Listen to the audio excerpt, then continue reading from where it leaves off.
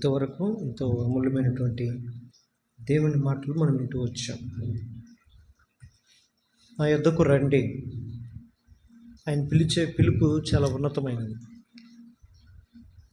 అవసరం ఉన్న ప్రతి ఒక్కరూ కూడా దేవుని దగ్గరికే కాదు, మనకి ఏ అవసరం ఉంటే తీర్చుకోవడానికి మనం ఆయా స్థలానికి వెళ్తాం. రేషన్ కావాలంటే రేషన్ షాప్కి వెళ్తాం, కూరగాయలు కావాలంటే కూరగాయల షాప్కి వెళ్తాం, చికెన్ కావాలంటే చికెన్ షాప్కి వెళ్తాం, మటన్ కావాలంటే మటన్ షాప్కి వెళ్తాం. మనకి ఏది ఎక్కడ ఉందో అక్కడికి తెలుసు. కానీ మనకి ఏది ఇంపార్టెంట్ అనేది మనకు దేవుడికి మాత్రమే తెలుసు. భూమి మీద మనుషులు దాన్ని గ్రహించలేక తమ దేహము నిమిత్తమై, తమ శరీరం నిమిత్తమై కావలసిన వాటిని భూమి మీద ఎదుగుతున్నారు. కానీ దేవుడి నుంచి మానవునికి కావలసిన ఈవిని మాత్రం మనిషి పొందుకోలేక భూమి మీద బ్రతుకుతున్నప్పుడు దేవుడు పిలుస్తాడంటువంటి, నా జనులారా నా యొద్దకు రండి. ఇప్పుడు దేవుడి నుండి దేవుని దగ్గరికి వెళ్ళి మనం పొందుకునే విషయం మనం భూమి మీద గ్రహించాలి అని అంటే, అందుకని ఆ మాట అంటాడు, మీలో ఉన్న రాతి గుండెని తీసి మాంసపు గుండెని మీకు ఇస్తాను. ఆమేన్. మాంసపు గుండెతో అంటే మెత్తని గుండెతో. మాంసం ఎలా ఉంటుంది? గట్టిగా ఉంటుందా? మాంసం అంటే మెత్తగా ఉంటుంది, మృదువుగా ఉంటుంది. మృదువైన మనసుతో మాత్రమే మన దేవుని చూడము. అందుకని మత్తయి సువార్తలు అంటాడు, హృదయ శుద్ధి కలిగిన వారు ధన్యులు, వారు దేవుణ్ణి చూచేది. ఈ హృదయంలో శుద్ధిగా ఉంటే, ఈ హృదయంలో అని పవిత్రత ఉంటే, మనం ఖచ్చితంగా భూమి మీద మన కోసం ఏమి వెతుకుతుంటామో పొందుకుంటుంటామో. ఆత్మ అనేది దేవుడు పెట్టిన దీపం కదా. ఈ ఆత్మ అనేది దేవుడు పెట్టిన దీపం. ఈ దీపం ఏమి వెలగాలి? దీపం ఈ రోజుల్లో ఉండి ఈ దీపాలు వెలగాలంటే కరెంటు కావాలి, పవర్ ఉండాలి. మనం ₹1,00,00,000 తెచ్చి లైట్ పెట్టదాం గాక, ఆ పవర్ కానీ ఆగిపోతే అది ఆగిపోద్ది. ఆ రోజుల్లో అయితే దీపం వెలగాలంటే కిరసన ఆయిల్ అని చెప్పి కిరోసిన్ తెచ్చో, లేకుంటే ఆముదమో, వట్టికి వెలుగు కావాలి అని అంటే అందులో ఏదో ఒక ద్రవం కావాలి, లేదంటే పవర్ కావాలి. ఈరోజు మనలో ఉన్న ఆత్మ పరిపూర్ణం అవ్వాలి, క్రీస్తు వైపు తిరగాలి, దేవుని వైపు తిరగాలి, దేవుని గుర్తెరగాలి అని అంటే ఆయన పరిశుద్ధాత్మ నడిపి. అందుకని శుద్ధ జలం నేను మీ మీద చల్లుతాను. ఆ శుద్ధ ఏందో కాదు, ఆ శుద్ధ జలం అంటే ఏంటో కాదు, యేసుక్రీస్తు యొక్క రక్త ప్రోక్షణ. అందుకని యేసుక్రీస్తు యొక్క రక్త ప్రోక్షణలో మనకు రాగలిగితే, ఆయన రక్తము మన పాపములన్నీ కడుక్కొని, మన దోషములన్నీ పరిహరించుకొని, ఆయన మీద విశ్వాసం చేత, నమ్మకం చేత మనం ఎప్పుడైతే బాప్తిసం పొందుకుంటామో, అప్పుడు నువ్వు అడగకపోయినా అడిగినా కూడా పరిశుద్ధాత్మ అనే వరం మనం పొందుకుంటామంట. దేవునికి స్తోత్రం. అది ఆటోమేటిక్గా మనం ఎప్పుడైతే నమ్ముతామో, దేవుణ్ణి బాప్తిసం తీసుకుంటామో, ఆటోమేటిక్గా మనము మారు మనసు పొందుకున్న తర్వాత, బాప్తిసం తీసుకున్న తర్వాత దేవుడు మనకి ఇచ్చే గొప్ప వరం అది పరిశుద్ధాత్మ. ఆ పరిశుద్ధాత్మ ఎప్పుడైతే దేవునిలోకి వస్తుందో, యర్దానులో ఆయన బాప్తిసం పొందుకున్న తర్వాత దేవుని ఆత్మచేత నింపబడి ప్రార్థించుటకు ఆయన అరణ్యంలోకి వెళ్ళిపోయాడంట. అరణ్యం అంటే ఏంటి? కొండల కంటే ఏంటి? ఎత్తైన అనుభవంలోనికి. కొండ అంటే ఏంటంటే ఎత్తైనది. దేవుడు ఎప్పుడైతే తన మనస్సుని క్రీస్తు కొరకు అప్పచెప్పి, దేవుని చిత్తం కొరకు అప్పచెప్పటానికి యేసు ప్రభు యర్దానులోకి బాప్తిసం తీసుకొని పైకి వచ్చిన తక్షణమే ఆయన అడుగులు తిరిగి లోకంలోకి వెళ్ళాల, తిరిగి ఇంటి వైపు వెళ్ళాల, తన బంధువుల దగ్గరికి వెళ్ళాల, తన ప్రజల దగ్గరికి వెళ్ళాల. ఎక్కడికి వెళ్ళాయంట? కొండల వైపు వెళ్ళాయి. దేవునికి మహిమ కలుగును గాక. అంటే మారు మనసు పొందిన వ్యక్తి, బాప్తిసం పొందిన వ్యక్తి, పరిశుద్ధాత్మ పొందిన వ్యక్తి ఎప్పుడు ఎత్తైన అనుభవంలోకి వెళ్ళటానికి అనుభూతిగా చెందుతుంటాడు. ఆ ఎత్తైన అనుభవంలోకి వెళ్ళిన తర్వాత ఆడ ఉన్నతమైనటువంటి ఒక ఘట్టం మనం చూస్తాం. ఆడే అసలు చేసలైనటువంటి ఆధ్యాత్మిక జీవితం అర్థమవుతుంది. దేవుని చిత్తం భూమి మీద జరిగించడానికి దేవుడు పూనుకున్నప్పుడు, తండ్రి చిత్తముని యావత్తు పరిపూర్ణం చేయడానికి దేవుడు తీర్మానం చేసుకున్నప్పుడు, ఇప్పుడు లోకంలో ఉన్నటువంటి లోకానికి అధికారి అయినటువంటి అపవాదితో మనం పోరాటం చేయాలి. ఆ పోరాటం చేయాలంటే శక్తి కావాలి. ఆ శక్తినిచ్చేది కూడా పరిశుద్ధాత్మయే. ఆ కొండ మీద దేవుడు ప్రార్థన చేసిన తర్వాత సాతాను అనేక రకాలుగా అతని ప్రార్థనని భంగం చేయాలని ప్రయత్నం చేస్తాడు. ఆటంకాలు, అభ్యంతరాలు. ఈ లోకంలో మనల్ని కూడా బాప్తిసం పొందుకొని మనందరం కూడా క్రీస్తు కొరకు బ్రతకాలంటే సాతాను లేదా అపవాది, ఈ లోకాధికారి అంత ఈజీగా మన వాళ్ళని విడిచిపెట్టాడు. దేవుడిని విడిచిపెట్టలా. నిన్ను నన్ను కూడా విడిచిపెడతాడా? భూమి ఆకాశం సృష్టికర్త అయిన దేవుణ్ణి విడిచిపెట్టలేదు వాడు. పలుమార్లు అంతరాయం కలిగిస్తూ వచ్చాడు.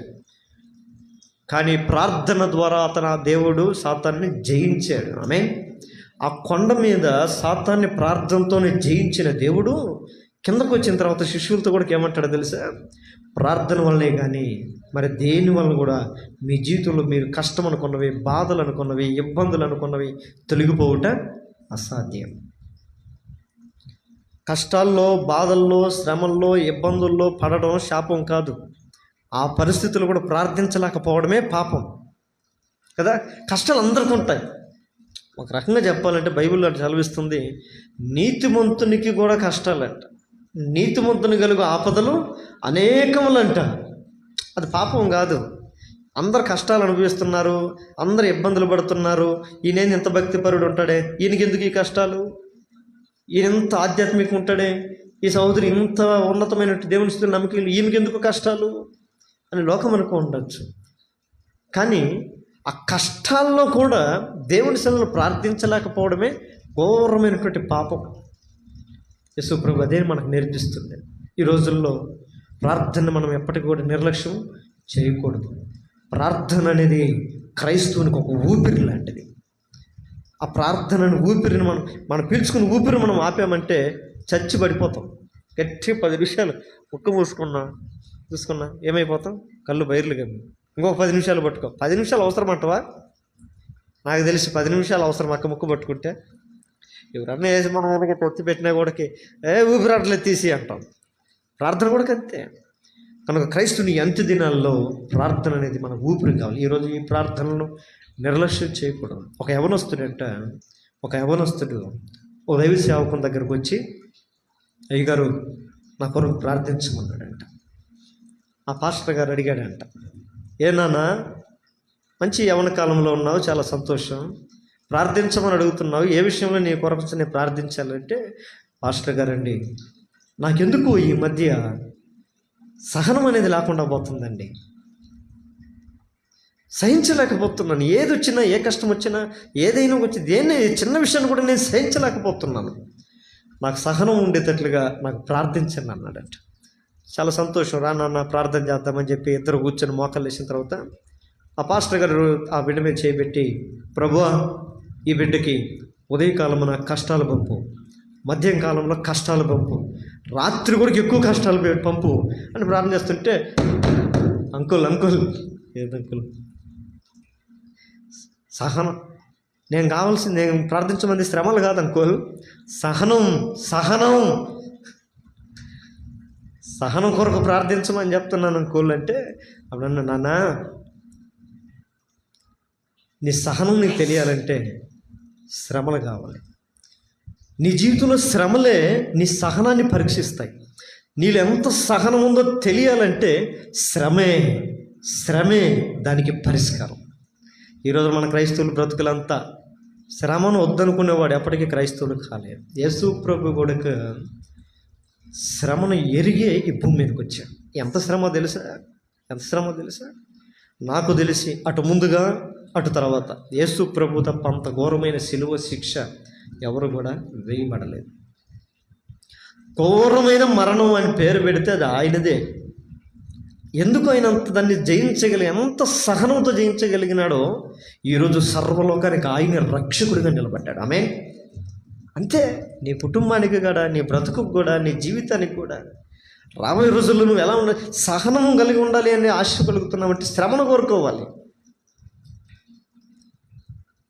క్రీస్తుతో మనం నిలబడాలి అని అంటే సిలువ వేయబడితే కానీ సిలువ వేయబడిన క్రీస్తుతో మనం బ్రతకలేము.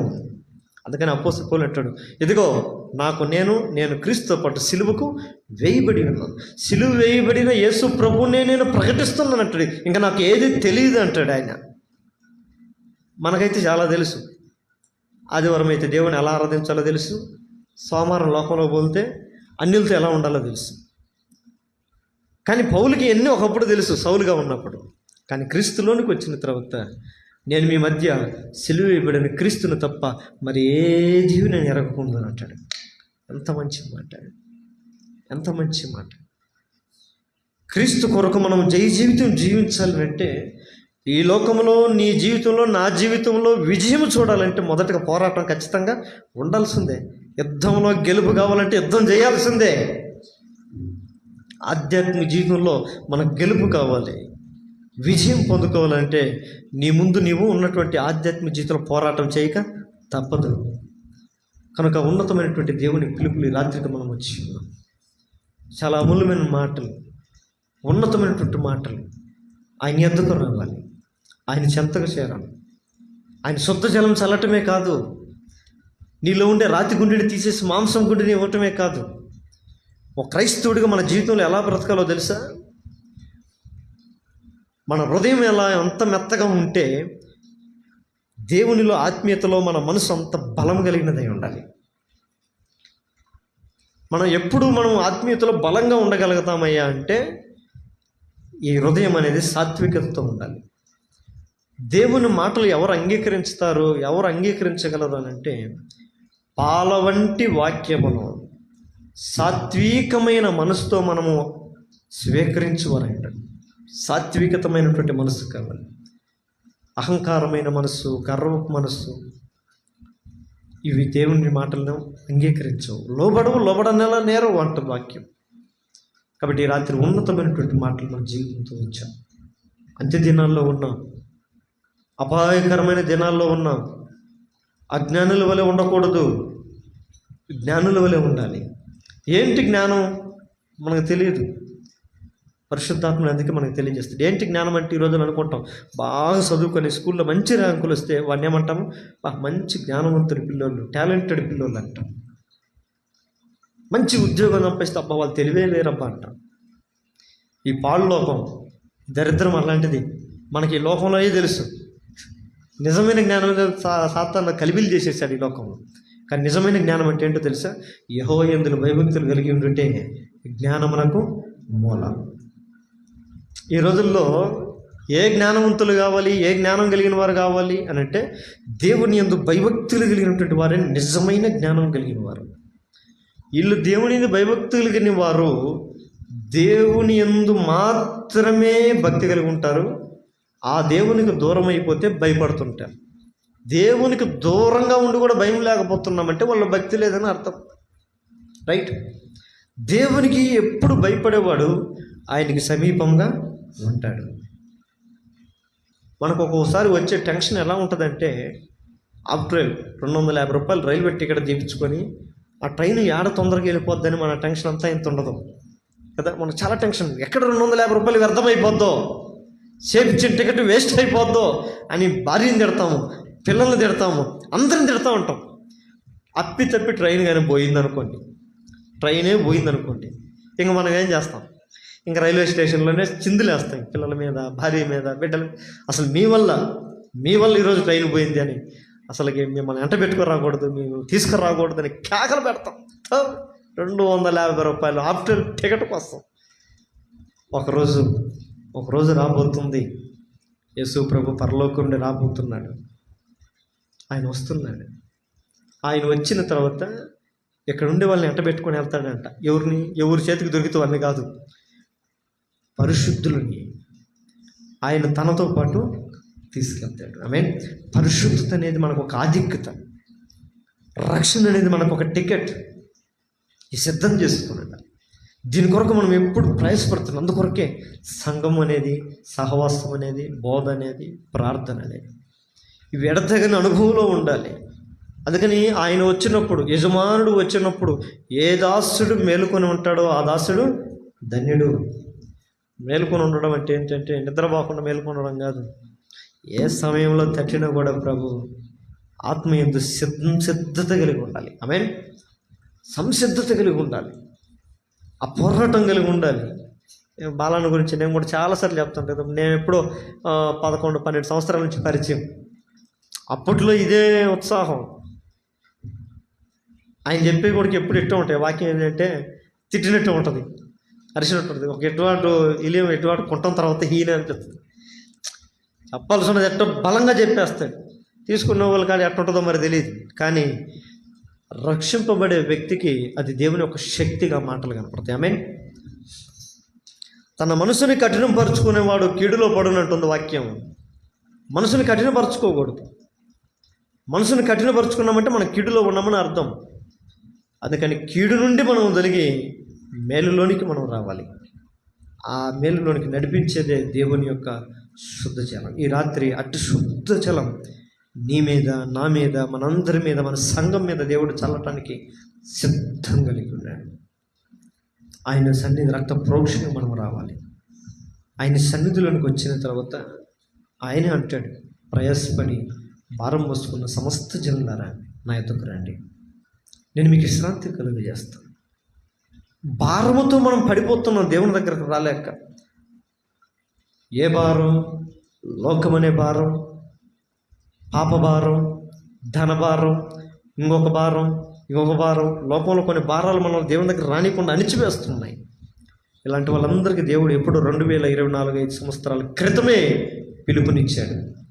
ఈ రాత్రి వాక్యం వింటున్నటువంటి దేవుని బిడ్డలని మనం కూడా ఏ భారముతో నువ్వు ప్రభు దగ్గరకు రాలేకపోతున్నావో, నువ్వు ప్రయాసపడి రాగలిగితే, ఓ రక్తస్రావం కలిగిన స్త్రీ, నేను ఏదో ఒక రీతిగా నేను ఈ సమయంలో నా దేవుని దగ్గరికి వెళ్ళి తెస్తాను. ఒకవేళ ఆయన ఎదుటి నిలబడడానికి నాకు శక్తి లేకపోయినా డోంట్ వరీ, ఎక్కడో కాళ్ళ సందులలో దూరుకొని పాకుతో పోయి ఆయన వస్త్రపు చెంగునైనా ముడితే చాలు అనుకున్న విశ్వాసంతో వెళ్ళింది. ఆమె జీవితంలో సంపూర్ణమైన స్వస్థతే కాదు, తన జీవితకాలాన్ని అంతటికి కావలసిన సమాధానాన్ని దేవుని వలన పొందుకుంది. ఆమేన్. మన దేవుడు స్వస్థతే ఇచ్చేవాడు కాదు, స్వస్థత మాత్రం ఇచ్చేవాడు కాదు, సంపూర్ణమైనటువంటి పరిపూర్ణమైనటువంటి ఏమిస్తాడు ఆయన? రక్షణ కూడా మనకిస్తాడు, సమాధానం మనకిస్తాడు. ఈరోజు ఆయన సహవాసంలోనే మనం ఉన్నాం. ఎవడైనా నాతో సహవాసం చేసిన యెడల వానికి సమాధానం కలుగుతుంది. ఈ రాత్రి ఆ సమాధానం మన జీవితంలో పొందుకుందాము గాక. ఆ రాత్రి యాకోబు దేవునితో సహవాసంలో ఉన్నాడు. ఎవరూ లేరు. ఈ రాత్రి కూడా మన దేవుని సన్నిధిలో ఉన్నాం, మన దేవునితో ఉన్నాం. దేవుడు మనతో ఉన్నాడు. చుట్టుపక్కల పరిస్థితులతో మనం పట్టించుకోకూడదు, అవతల వాళ్ళతో మనం చూడకూడదు. నీ దేవుడు నీకు మాత్రమే కావాలి, నా దేవునికి నువ్వు మాత్రమే కావాలి. నీకేం కావాలో ఆయన పాదాలు పట్టుకుని అడిగే ఉన్నతమైన అవకాశం నా దేవునికి ఇస్తున్నాడు. యాకోబుకైతే ఆయన పాదాలు గట్టిగా పట్టుకొని, ప్రభువా నన్ను ఆశీర్వదించాయి, నేను ఆశీర్వదించకపోతే ఎలా? విడిచిపెట్టాను, నేను విడిచిపెట్టాను. సరే రేపు వచ్చి నేను ఆశీర్వదిస్తాలే, రేపు కూడా నాకు వద్దు. నాకు ఇప్పుడే, ఈ సమయంలోనే, ఈ క్షణంలోనే నువ్వు నన్ను ఆశీర్వదించాలి. నువ్వు నన్ను ఆశీర్వదించితేనే కానీ నేను నిన్ను విడిచిపెట్టాను. ఎంత బలమైనటువంటి ఈ ప్రార్థన మనం కలిగి ఉండాలి. ప్రభా నీ చిత్తమైతే రేపు తీసేయ్యా నా కష్టాలు, నీ చిత్తమైతే ఎల్లుండి తీసేయ్యా నా కష్టాలు, నీ చిత్తమైతే వచ్చే సంవత్సరం తీసేయ్యా నా కష్టాలు అని పలకొద్దు. దేవుడు ఉన్నతమైన సన్నిధిలోకి వచ్చినాం. ఇప్పుడే పట్టుకుని ఇప్పుడే అడగదాం. ఇంకా ఎన్ని రోజులు అయ్యారు మేము పడాలి ఈ కష్టం? ఇంకా ఎన్ని రోజులు పడాలి ప్రభు నేను ఈ బాధలు? ఇంకా ఎన్ని రోజులు పడాలి నేను ఈ వ్యధ? ఎన్ని రోజులు పడాలి ఈ బలహీనతలు? ఇదిగో ఈ రాత్రే నేను ఈ అవకాశాన్ని సద్వినియోగపరచుకోవాలనుకుంటున్నాను. నన్ను నువ్వు బలపరిస్తేనే, నువ్వు నన్ను బాగు చేస్తేనే, నన్ను విమోచిస్తేనే, నా జీవితంలో నేను కోరుకుని అడిగితేనే, నేను పొందుకుంటే నేను విడిచిపెడతాను అనుకుంటున్నాను. ఒక దృఢమైన పట్టుదలతో కూడుకున్న ప్రార్థన. ఆ యాకోబు మగవాడు కాబట్టి అన్నారు, మగసిరి కలిగిన వాడై అన్నాడు అన్నమాట. ఏంటంటే మగసిరి కలిగిన వాడే ప్రార్థన చేశాడంట. అంటే ఆ పౌరుషం, ఆ రోషం, ఆ పట్టుదల మనం కూడా ఉండాలి. నేను నడుము కట్టుకొని సిద్ధం కలిగినటువంటి వారిని ప్రార్థించాను. అందుకని మీ సంతోషం సంపూర్ణమవునట్లుగా నన్ను అడుగుడి. దేవుడు కూడా చూడండి ఎంత ప్రేమ. మనం సంతోషంగా ఉండాలని ఆయన ఆశపడుతున్నాడు. మీ సంతోషం సంపూర్ణమవునట్లుగా అడగండి అంటాడు. మనకేం సంతోషం? తొందరగా విడిచిపెడితే సంతోషం, తొందరగా ఇంటికి వెళ్ళిపోతే సంతోషం, తొందరగా అడుగుచుంటే సంతోషం, క్రికెట్ వస్తుంది తొందరగా వెళ్ళి క్రికెట్ చూస్తే సంతోషం, సీరియల్ పోతున్నాడు సీరియల్ చూస్తాం. మన సంతోషాలు ఇవి. అది కాదు, ఆయన మన జీవితంలో ఉండడమే పరిపూర్ణమైన సంతోషం. ఎందుకో తెలుసా? సమాధానకర్తయ్య దేవుడు ఆయన. ఈ భూమి మీద సంతోషం కావాలి, ఏం కావాలని అడుగు అంటే తాగిడిపోతాడు, మందు అడుగుతాడు, తిండిపోతాడు, బిర్యానీ అడుగుతాడు, తిరిగిపోతాడు, నాకు ఏదైనా బండి ఊరంతా తిరిగి వస్తానంటాడు. సంతోషం లోకంలో లేదు. మనం అనుకుంటుంటాం ఏడుంది, డబ్బులో ఉంది సంతోషం. మిద్దుల్లో ఉంది సంతోషం, ఏడుందో సంతోషం, ఆడుందో సంతోషం అంటాం. అసలు సంతోషానికి అర్థమే తెలియట్లేదు మనిషికి. సంతోషం ఒకటే, యేసు ప్రభువే సంతోషం, అంతే. ఆయన అంటాడు, ఇదిగో నా శాంతినే మీకు అనుగ్రహిస్తున్నాను, నా శాంతిని మీకు ఇస్తున్నాను, నేను ఇచ్చు శాంతిని మీ వద్ద నుంచి ఎవరు తీసివేయలేరు. అది అడగాలి మనం. ప్రభా, ఈ లోకంలో సంతోషం నాకు వద్దు నాయన, నాకు అవసరం లేదు, నీ సంతోషమే నాకు కావాలి. ఆయనకుండే సంతోషం ఎలాంటిదో చెప్పాను. ఒక చిన్న ఎగ్జాంపుల్, మనం చాలాసార్లు ఎన్నుకున్నట్టు. సముద్రం మీద నడుస్తున్నా కూడా అలలు పెద్దవి వచ్చినా ఆయన భయపడలేదు, మనిషి మాత్రం పేతురు భయపడ్డాడు. అదే సముద్రంలో ఇశ్రాయేల్ అంతా శిశువులంతా ప్రయాణం అయిపోతున్నా సముద్రంలో అల్లకల్లోలం అయిపోద్ది, వాళ్ళు మేము నశించిపోతున్నామని ప్రభు భయపడతారు. కానీ యేసు ప్రభు లేచి ఆ సముద్రాన్ని గద్దించి అల్ప విశ్వాసులారు మీకెందుకు సందేహపడుతున్నారంటాడు. అంటే ఆయనలో ఉండే సంతోషం, సమాధానం బయట ప్రభావాలు ఏమైనా చేయలేవు.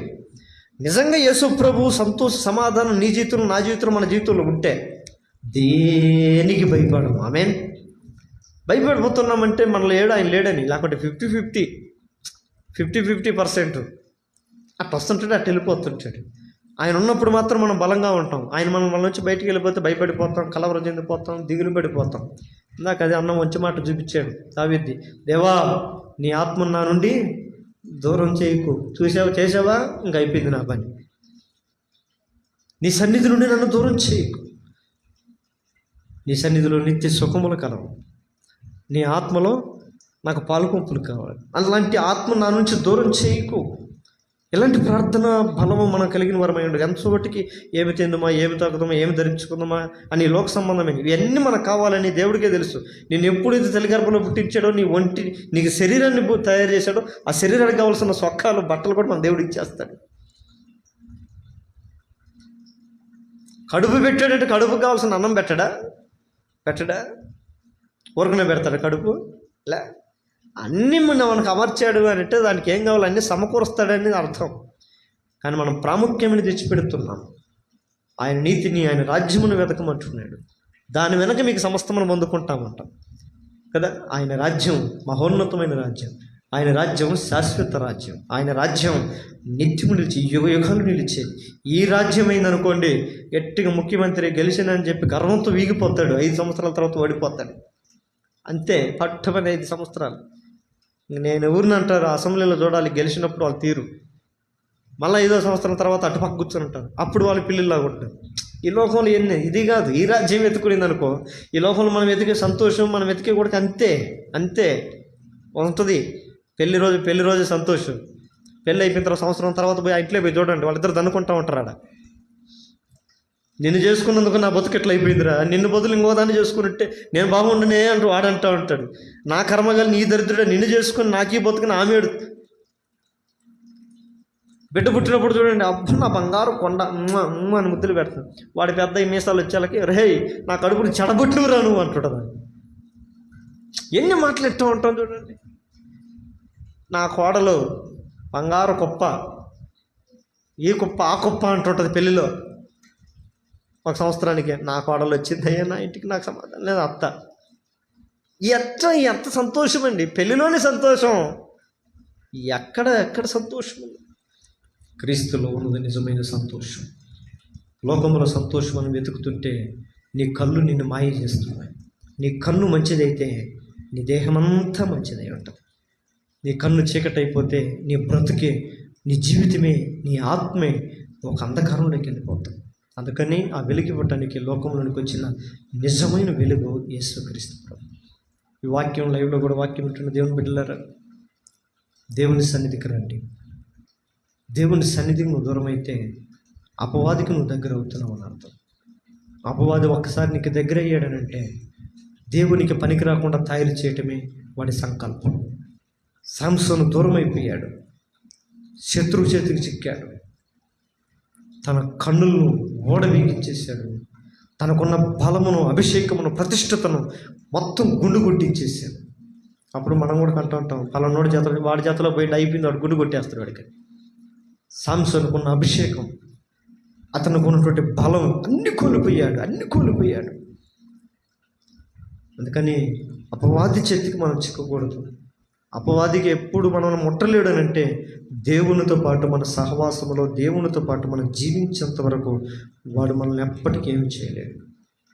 దేవుని మనం ఎప్పుడైతే విడిచిపెడతామో, దేవుని సన్నిధిని ఎప్పుడైతే మనం విడిచిపెట్టి మన లోకంలోకి వెళ్ళిపోతామో, దేవునికి దూరంగా ఉండడానికి మనం ఎప్పుడైతే ఆలోచిస్తామో అప్పుడే నువ్వు అపవాది స్వాధీనంలోకి పోతున్నావని అర్థం.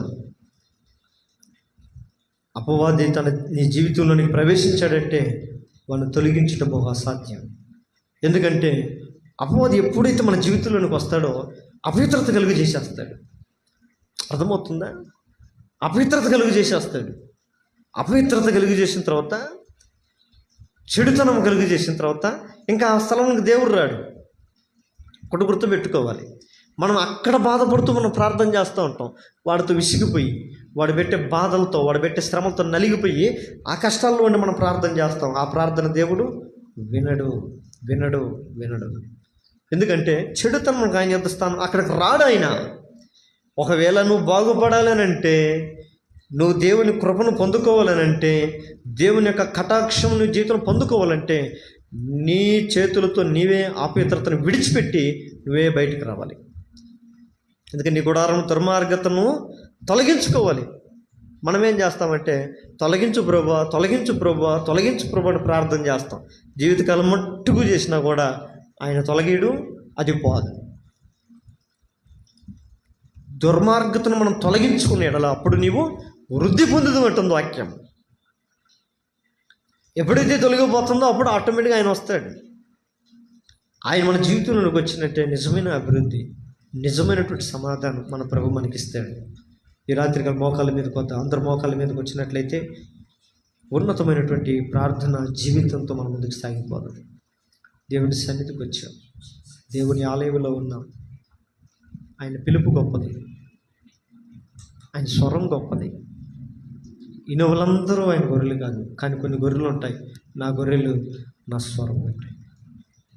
మనందరం ఆయన గొర్రెలు.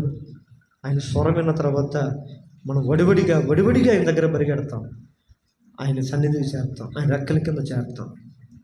ఆయన రెక్కల కింద మనకు భద్రత ఉంది, ఆయన రెక్కల కింద మనకు ఆశ్రయం ఉంది, ఆయన రెక్కల కింద మనకు సురక్షత ఉంది, ఆయన రెక్కల కింద మనకు క్షేమం ఉంది. ఆయన సన్నిధిలో ఉంటే నీకు ఆయనకు సమాధానం ఇస్తాడు, స్వస్థత ఇస్తాడు, రక్షణ ఇస్తాడు, విమోచన ఇస్తాడు. నువ్వు ఆయన మాట వింటే ఆయన నీ ప్రార్థన వింటాడు, నీ మనవలు వింటాడు, నీ విన్నపాలు వింటాడు. ఇట్టి అనుభవంలో మన దేవుడి సన్నిధికి చేరాలి. మన గడిచిన జీవితకాలం మట్టు మన బ్రతుకుల్లో కూడా దేవుని సన్నిధిలో మనం ఆయన కార్యాలు మనం పొందుకోవాలనంటే మనం నోరు తెరవడానికి, ప్రార్థించడానికి ముందుగా ప్రభువా నా జీవితంలో, నా దేహంలో, నా ఆత్మలో, నా దేహమందు, నా మనసందు ఒకవేళ అపవిత్రత ఉందేమో, పాపం ఉందేమో క్షమించని పలకాలి. మన పాపాలు మనం ఒప్పుకోకూడదు, దేవుని సన్నిధిలో కప్పుకోకూడదు, ఒప్పుకోవాలి. ఎప్పుడైనా మన ప్రార్థన వినేది ఎప్పుడయ్యా అంటే మన పాపులు అని గ్రహించిన తర్వాత, నేను పశ్చాత్తాపడితే నా దేవుడు నన్ను బాగు చేస్తాడని విశ్వాసంతో మనం ప్రార్థించినప్పుడే ఆయన మనం కనికరిస్తాడు. మన మనవలు, మన విన్నపాలు తగ్గింపుతో కూడుకున్నట్టుగా ఉండాలి. ఆయన సన్నిధిలో వినయము కలిగిన వారిని నేను దృష్టించి చూస్తున్నానంటాడు. నువ్వు దేవుని సన్నిధిలో తగ్గింపుతో అడిగితే నీకున్న పరిస్థితిని నువ్వు నలిగిపోవాలి, నీకున్న దుస్థితిని చూసి నువ్వు విరగొట్టబడాలి. విరిగి నలిగిన హృదయం దేవుడు ఎప్పటికీ కూడా అలక్ష్యం చేయడంట. దేవుడు నీ యందు లక్ష్యం చూపించాలనంటే, దేవుడు కనుదృష్టి నీ మీద నిలపాలేనంటే నలగొట్టబడాలి, విరగొట్టబడాలి. నీ హృదయం ఆయన ఎదుట కొమ్మరించబడాలి. దాపరికాలు ఉండకూడదు దేవుని సన్నిధిలో. హృదయం నిండా బెరే పెట్టుకొని నోటితో మాట్లాడకూడదు దేవునితో. హృదయంలో ఏదుందో అది మాత్రమే దేవునితో మాట్లాడాలి. ప్రభువా నా పరిస్థితి ఇది, నా స్థితి ఇది. హన్నా తన దేవుని సన్నిధిలో తన హృదయమును కొమ్మరించిందంట. కుమ్మరించింది. వెళుతూ వెళుతూ దేవుని సేవకుడు అంటాడు, దేవుని సన్నిధిలో నువ్వు దేవునితో చేసుకున్న మనవి ఆయన నీకు దయచేయగాక. ఆ ప్రార్థనలో ఆమె నలిగిపోయింది, కన్నీళ్లు కార్చింది, హృదయం వేదన చెందింది. ఆ వేదన చెందిన జీవితం మరుసటి సంవత్సరంలో ఆమె జీవితంలో వేదన లేదు. ఇంకెప్పుడు ఆమె జీవితం తిరిగి చూసుకోలేదు. మరుసటి సంవత్సరం సంతోషంతో ఒప్పుకున్న అర్పణగా తన కుమారుణ్ణి క్రీస్తు కొరకు ప్రతిష్ఠించింది. ఈ రాత్రి నీ జీవితం, నీ బ్రతుకు దేవునికి ప్రతిష్ఠితంగా ఉండాలని ఆశపడు. నువ్వెప్పుడు క్రీస్తు కొరకు ప్రతిష్ఠితంగా నువ్వు బ్రతుకుతావో తెలుసా? మొదటి నీ అవసరత ఏదో, నీ అక్కర ఏదో తీర్చబడి, నువ్వు అడిగేది ఏదో నువ్వు పొందుకోవాలి. ఆ అడగాల సొమ్మద దేవుని ఎదుటి నిర్మోహటంగా నువ్వు అడగాలి. Don't worry. నేను ఇది అడిగితే ఏమనుకుంటాడో దేవుడు అని అనుకోకు. నువ్వు అనుకోకపోయినా నీ మనసులో ఏదో ఉందో ఆయన ఎరిగినటువంటి వాడి. ఆయన హృదయాంతరంగంలో అన్నిటినీ పరీక్షించేవాడు. కనుక మన మనసారా, మనస్ఫూర్తిగా మన దేవుణ్ణి ప్రార్థించాలి. ఆ ప్రార్థనతో మనం ఆయన సన్నిధిని మనం పొందుకోగలం, మన వైపు త్రిప్పుకోగలం. అటు పరిపూర్ణమైన విశ్వాసం లేకపోతే యాకోబుని దేవుడు విడిచిపెట్టి వెళ్ళిపోవాలని చూశాడు. కానీ తనకు కావాల్సినది కావాలి కాబట్టి ఒక పట్టుదల కలిగి ఉన్నాడు. అందుకని పట్టుదల కలిగి ప్రార్థించాలి, నిలకడ కలిగి ప్రార్థించాలి, విశ్వాసంతో ప్రార్థించాలి.